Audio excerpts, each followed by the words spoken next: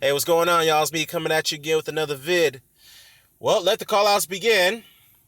We all know that Lucas Browne had over the weekend became the new WBA regular heavyweight champion by knocking out and stopping, I should say, Ruslan Jagayev in the 10th round, which was an unbelievable KO and comeback by Browne.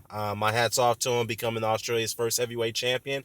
Already, he's already making headlines by more headlines, I should say, by calling out big names, and one of those big names is Tyson Fury.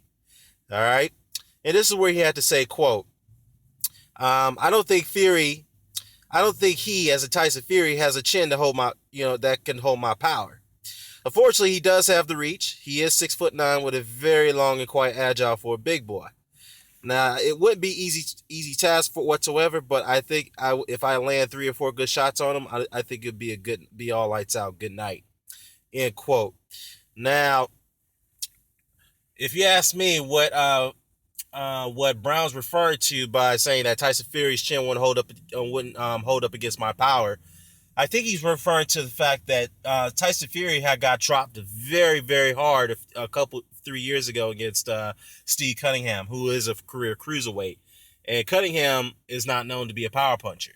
So what Browne was saying like, look, if you got dropped that hard up against a career cruiserweight who's not even a heavy puncher, imagine what I would have done to you if you got hit by me.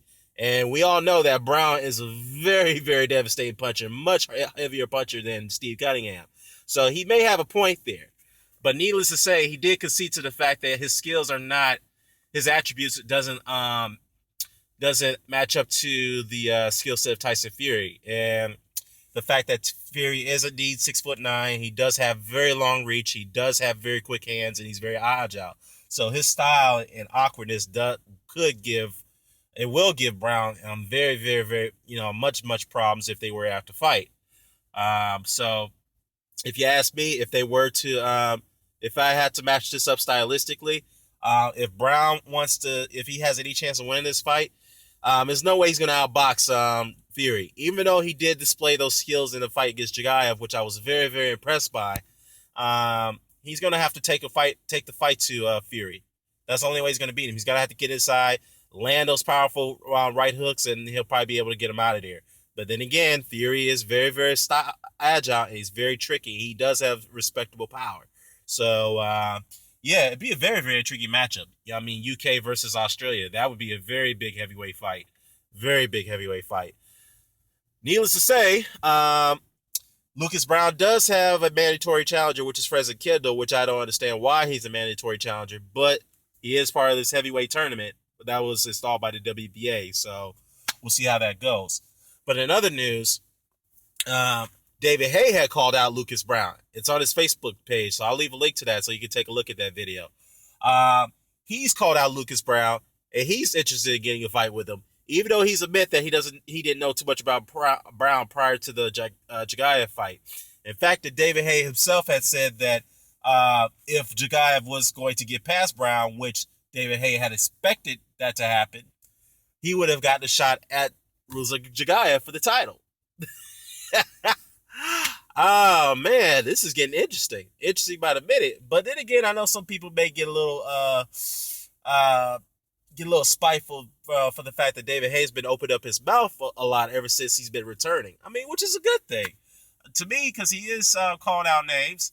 But we all know that David Haye, when he says things, it doesn't really come into fruition. So I can understand that some of the public doesn't like him when it comes to, him saying things and then he pulls out a fight to the last minute. But, it is what it is on that situation. Now, hypothetically, let's say that Browne does fight Fury. He does pay Oquendo step-aside money so that way they can go in and fight. I wouldn't mind seeing it.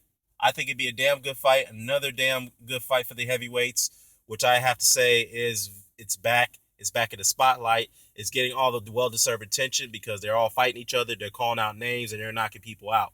So, my respect to the heavyweights.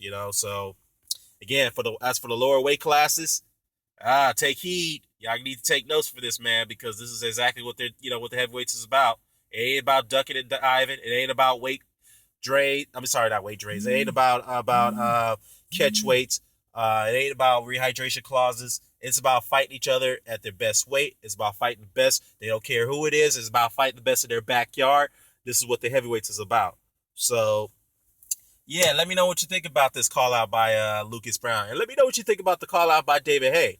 So I'm going to post a link to the articles below, and I'm going to also post a link to the, as I mentioned, to the link to David Haye's Facebook page where he actually posted a video about the call out. So with that said, care to comment, share, subscribe, sign it off. Peace.